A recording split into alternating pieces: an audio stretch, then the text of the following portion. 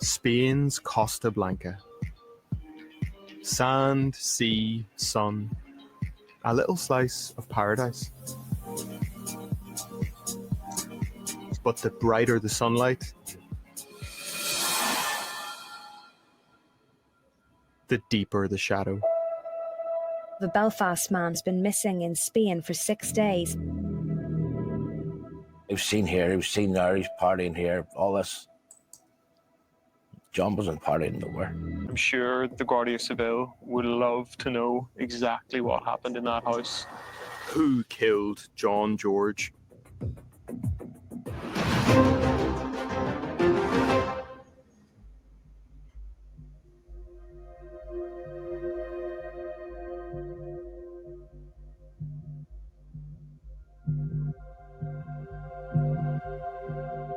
Where do you start here? It's hard when there's a drug problem involved there. I'm staying. Because you're always waiting on that phone call. I'm staying till I get him. I always thought if anything's going to happen to John, it's going to happen here, like an overdose or something like that.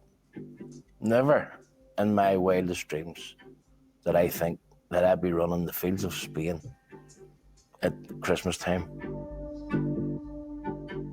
Please, tell me where my son is. Please, anonymous, anything. Please just let me get my son home. I just want to get John home. It's just killing our family. You know, only God can judge people. But at the end of the day, John went down the wrong road. Since John vanished in December, memories are all he has of his son.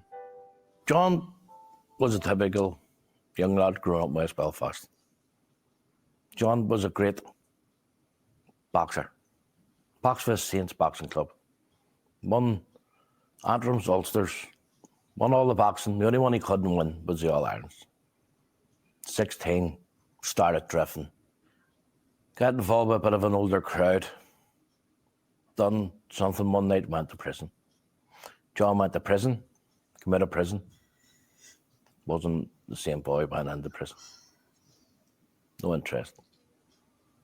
John ended up becoming addicted to tablets. As years went on, John got further into crime, further into tablets. We had never any fallout with John, you know. I know there is families where when the young lads go off the rails and they're through the house and all things. There was nothing like that. He came into the house and his usual crack, starting messing about, torturing his sisters and brothers, you know. Get into his grannies loved him and all, you know, things like that. John's the life of the house. Here he comes, here's the melter. You're feeling guilty. I think you should be an expat next year, John. If you're in a party, walked into a bar, here he comes. Gonna be all right. Big joker, you know. Love the mixing. But John was being John.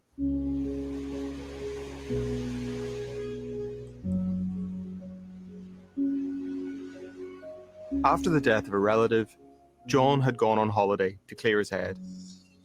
On December 14th, John spoke to his parents by phone. It's lovely out here, look at the weather. Everything's dead on. Every day he's ringing me. It's great out here. I'm sitting here with a couple of other people. Who you sitting with? Gano. Yeah, all right. All these guys, John, my friend. That's what I know him, he's a friend of mine. He says, I'm bringing this header home, Mama. He says, who? French Foreign Legionnaire. He says, don't be bringing any French Foreign Legionnaire near my door. That's me. John, I think you're better just heading on home. You've had your breakout, you know, your blowout. Just come on home. He says, Dad, would you chill? Just chill. He says, where's my ma? I says, here she's here. And then he goes, right, ma, I love you. I'll see you soon. That phone call was the last time John's family ever spoke to him. What came next left the George family broken and still searching desperately for answers about what happened to John. Paper Español covering crimes and local news, and I've been following the John George case since the beginning. Together, We're trying to piece together John's final days in Alicante. So all of this area, is this still Orihuela? Yes, Orihuela Costa is called a very touristic area. So this is where John George would have stayed. It was in one of these houses. Yes. Yes, that's the house. So it's this house here. Yes, that's, Wow. It's big. yeah, big and expensive. This is the house where John came to stay in early December. John George stay here too. And yes, this is the center of the action. It's a beautiful No. neighborhood. It's an expensive looking house. They choose this area because there are a lot of Irish people and a lot of British people. It's the home of another man from Belfast, Johnny Smith. Pictured here, partying with John George in Spain. Gangster lifestyle. Tattooed, man. You had it all. He'd invited John to Spain to attend a party he was throwing for his new business, a cannabis shop. One night for a week. I'm up in the grass shop, big opening night, fireworks, the whole shebang, you know? As if he's Pablo Escobar. He's the boy. 1 month ago, John George was another neighbor, but now they didn't have a normal Christmas in that house. No. John's sons, 2 little boys. That's just awful. Like their whole Christmas will have been, Yeah. where's Dad?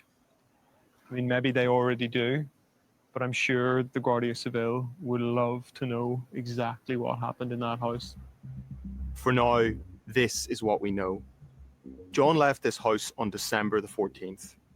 Then he disappeared. We need to know what happened next. Well, let's go and knock on some doors and see if we can find anything from the neighbours here. Sorry to bother you. Did you see any of the people who were in the house? A picture starts to emerge. The new arrivals from Belfast didn't go unnoticed. She remembered there being young men coming and going from Belfast, and she even actually identified John George as walking up and down the street along with some of the others. When Johnny arrived, I think he changed the energy in the neighborhood. We've been speaking to people in the neighbourhood to try and get a clearer picture of what exactly went on in this house in the weeks and months before John George's disappearance. And it's one of fairly low-level crime, but antisocial behaviour for the area. There was apparent drug dealing, there was a constant smell of marijuana. The police had been called because of parties that got out of hand. What's strange is that around December 14th or 15th of this year, there was another party, fireworks, everything. But neighbours say that after that party, something seemed to change. There were no more strange comings and goings at odd hours. There were no more big parties, no more noise complaints. In fact, about a week later, the couple that had rented this house for most of the previous year quietly packed up in the night and moved on.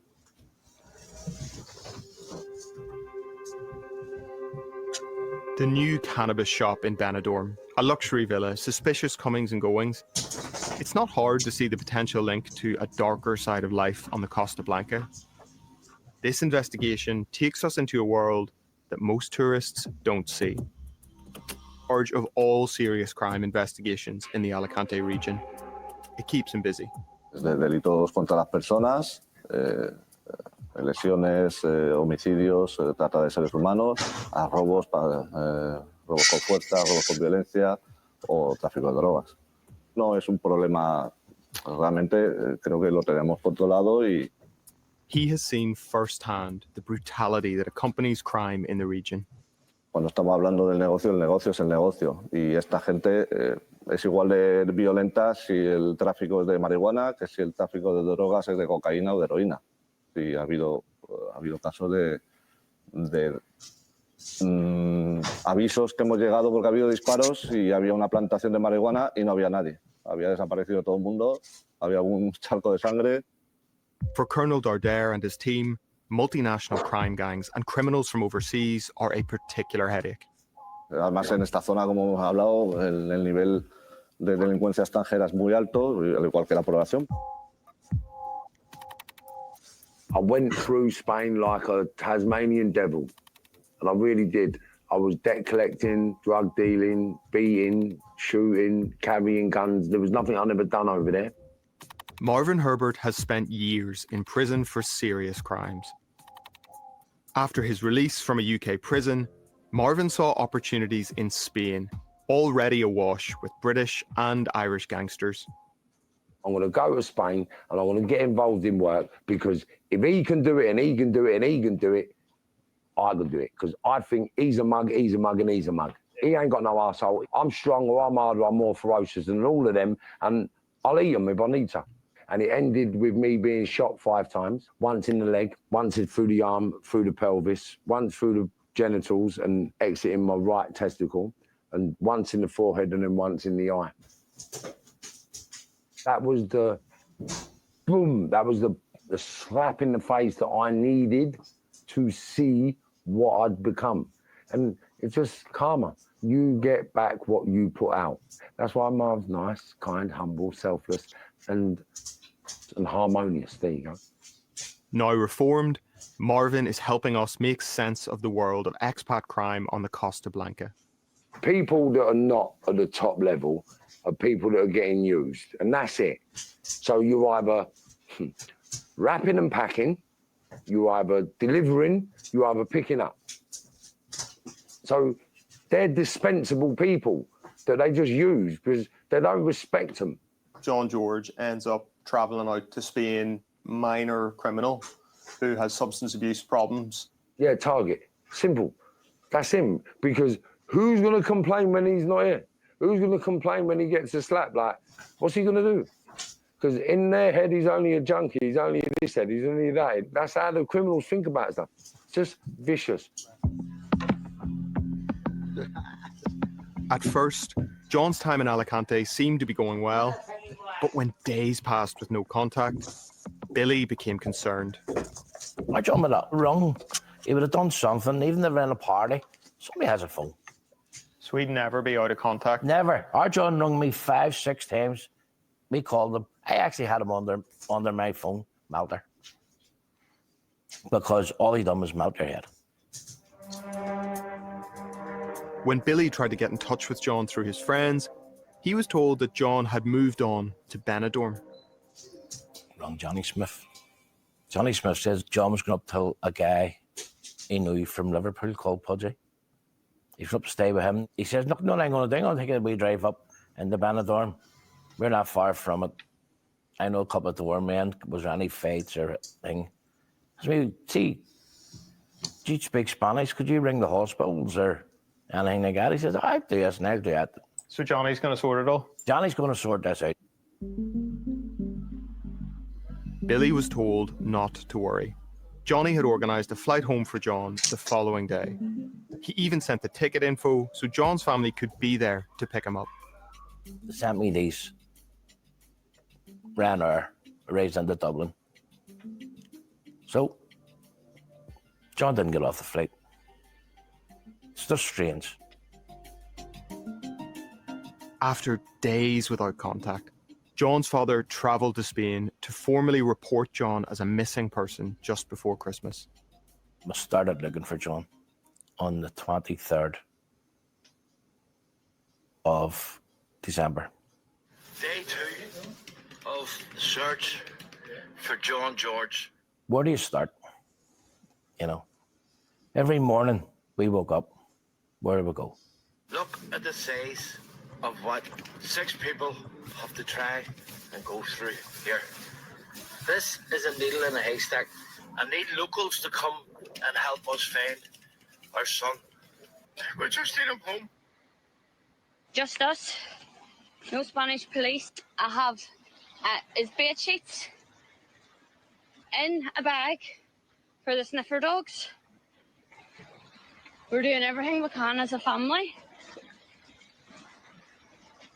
Please, please, please. Let's find John. Christmas morning was the worst day of my life. Everybody back home, opening presents, laughing and joking. Me, my wife, 2 daughters, or 2 partners, and my son, searching 22,000 acres of fields, climbing through hedges on Christmas Day, where we should be home with our family and grandkids. We hadn't a clue where we were going. Please, just give me him. Just give me my son. That's all I want. Just my son. The family documented the search online. The response was overwhelming. We have a man from Belfast who is missing from the southeastern part of Spain. I'm here now with the family of John George. That's his sister Courtney there in the pink pants. There's a house across the road where the young man lived.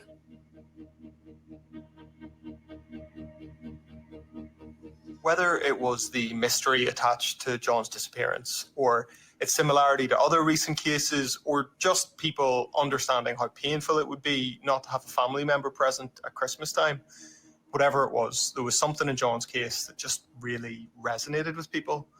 Facebook, TikTok, Instagram, everybody was asking the same thing.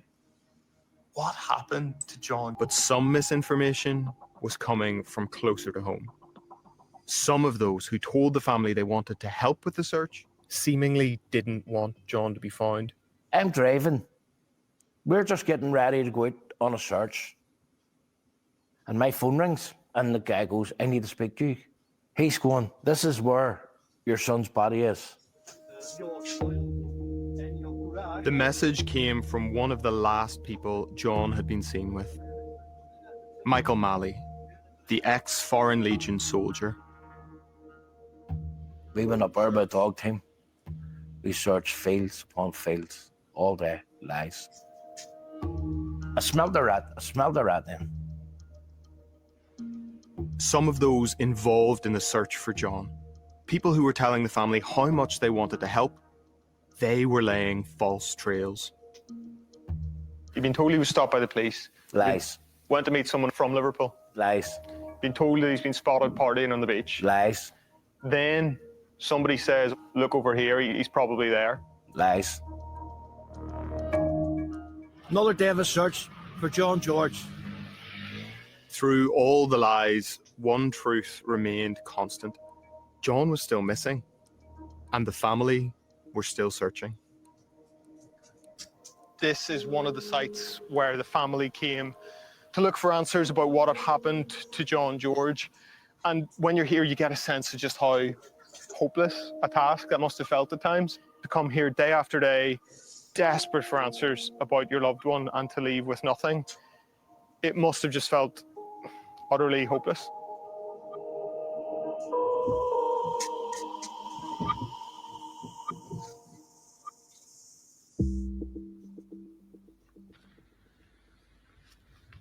But the clues to John's disappearance weren't in this expanse of waste ground.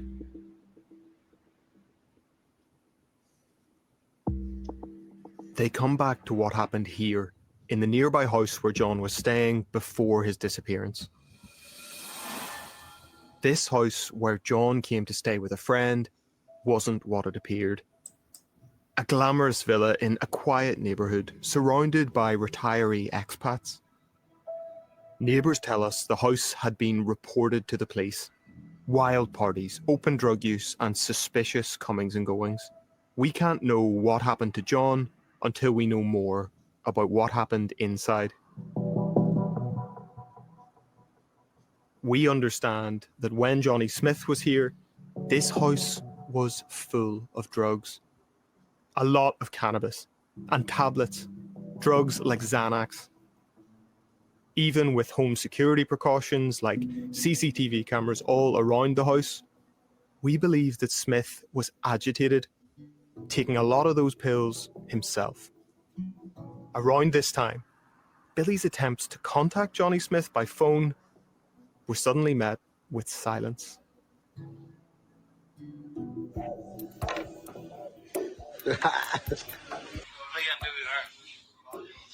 John George was no stranger to drug use and had been arrested in the past with large quantities. In the subsequent case, lawyers described John as a petty criminal, a courier for larger players to sustain his own addiction. On the Costa Blanca, some of those he was there with were operating on a different level.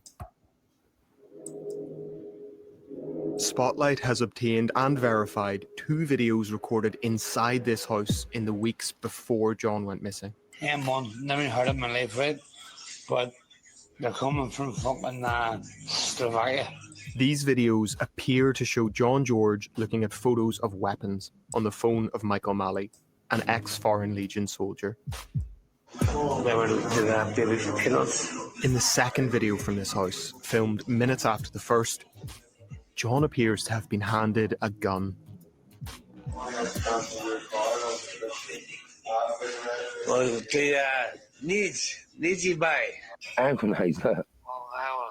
No, absolutely no. Don't even realise what they're getting. That's nicked. That is a killing machine.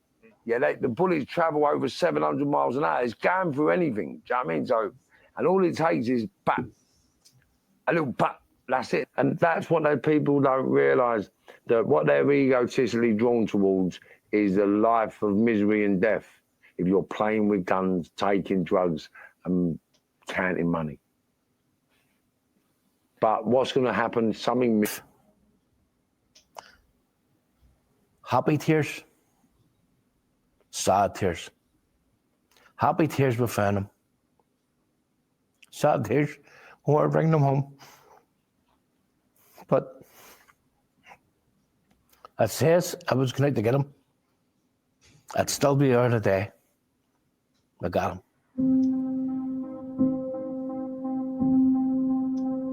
This remote farm is the place where John's body was found. The aftermath of the murder still visible on this remote Spanish road. Yeah, you can already see. There is still blood on the road. Sources within Spanish law enforcement have told us they believe John was still alive when he was brought here on the 14th of December.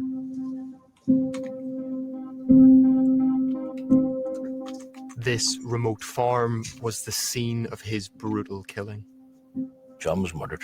To be left at the side of a road like a dog. They've beat him, they've stabbed him, and they've shot him. Nobody deserves that. The scumbags, they don't realise the impact it has on the families. You wouldn't wish it on your worst enemy. Really. It's just, why? Autopsy results confirm that he was stripped naked, beaten, and stabbed in the leg. Shot in the chest, shot in the face, his body hidden. The extremity of the violence and the extent of the decomposition meant John's identity had to be confirmed with DNA testing. Man that was arrested and then released as an accomplishment of the crime. So they came to the exact location of the body. So someone has told the police where to find the body, but they've only done it after weeks and weeks of the family searching in the wrong place for John's body. Exactly. He must have known the whole time where the body was. So all of those weeks that the family are searching, where they don't know where John George is, where they're asking for help, he knew. Exactly. Knew, but say nothing to the family.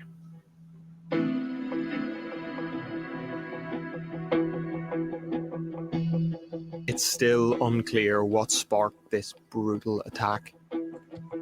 Police believe the attack began as a personal dispute, an argument. How that could have spiraled into such shocking violence is known only to those who killed him. But our investigation on the ground has thrown up a new lead. We speak to the man who owns this farm. He doesn't want to appear on camera, still shaken at the thought of the violence done a short distance from his family home. But the farmer also told us something which may be more significant to the investigation than anything else. He pointed out this hill and reservoir up here ahead of us, and on that reservoir is CCTV. It's pointing directly at us now, here on the road, and here at the crime scene. It may be that the Guardia Civil have footage not just of the killers, but of the murder itself. Unfortunately, There's a reason why things might not be that simple. Entendemos el gran empeño y por supuesto, la desesperación que tenían esos días en saber qué había pasado. The man who led them to John's body has now been arrested and appeared in court in connection with the murder. 32-year-old Michael Malley is a Czech national and former soldier in the French Foreign Legion. Your loyalty and your courage is your proof. The same man who had sent John's family searching in the wrong place. Before John's body had been found, Billy had been sitting face to face with someone police suspect was involved in his son's killing. Got his number. And I says, Michael, I need to see you. He's sitting there, he's a big lad. Right? He's an ex-foreign legioner. He admits John was in the flat. He admits being with John. He admits partying, drinking, taking drugs. You were in that flat. That's you in the video with John. Yeah, that's me. He's admitting all these things.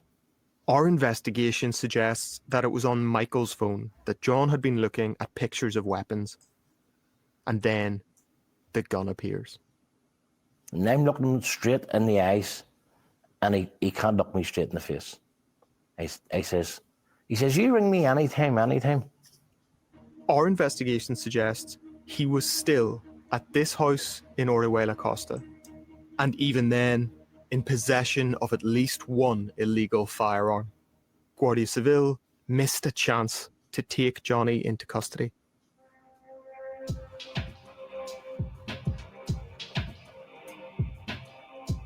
His current whereabouts are unknown. Sources in Spanish law enforcement have told Spotlight that he was tracked flying as far as Abu Dhabi and may have travelled on to Thailand. For the George family, Johnny's escape and the lack of progress in John's case have raised doubts about the work done by Guardia Civil. Do you think that you'll ever get justice for John from the Spanish authorities? No. It's been more than 2 months since John was murdered. Michael Malley isn't in custody. That's a joke. Michael Malley is out. Don't know what he's out on. Don't even know what he's charged with. But I think he done the deal to give John's body up. Johnny Smith, the Guardia Civil say they don't know where he is. Johnny Smith is not in Thailand. He's in Europe, somewhere. If Johnny Smith is innocent, go to a place and hand yourself in. If you're innocent, go to a place. Why'd you go on the run? Why go on the run if you're innocent? We attempted to contact Johnny Smith about these allegations through a social media account. We received no response. Guardia Civil said the investigation remains open and it cannot comment further on specific points. But Colonel Antonio Darder is confident they will soon have their man. Quiero mandar un mensaje que estén convencidos que desde el primer día el trabajo que se hizo fue intenso y bueno, creo que al final tuvo su reflejo. Conseguimos localizar el cuerpo del fallecido y bueno, y ya tenemos bastante claro el sospechoso y esperemos que pronto pueda ser detenido. Ya están emitidas las órdenes internacionales de detención y donde sea que se haya escondido, pues activaremos todos los mecanismos que necesitemos de cooperación internacional, Interpol, el que sea necesario y espero que pronto pueda ser detenido. I could never repay the people of Northern Ireland and further afield the support we got. We saw people in England, people in America, people Everywhere. all over the world. I have cards in the house from Canada, everywhere. But the day we came home from the airport, there was people there who I didn't even know from the other side of the community. And it was great. I could never, ever repay them. Never in my life. I don't really do social media. But it was fantastic. See, without them people, without the power of social media, we'd have never got John. As well as receiving support, Billy himself has been vocal online about his theories on who is responsible for his son's murder and the subsequent cover-up. I'm being brought to court for harassment. Billy has confronted the relatives of those he believes were involved, both online and in person. One of these incidents ended in his arrest and in his admission that he had committed an offence. Well, let's just take that then head on. Do you think, looking back, that you did anything that you regret doing? No, I don't, not one bit. Remorse they have. They get to see their kids. I asked Billy what he would like to see happen in the investigation into his son's murder. Justice. Justice for my son. I want justice because this young people being lured out there thinking they're going to have a good life. It's all, I have it all. You know, what for? Where are they now?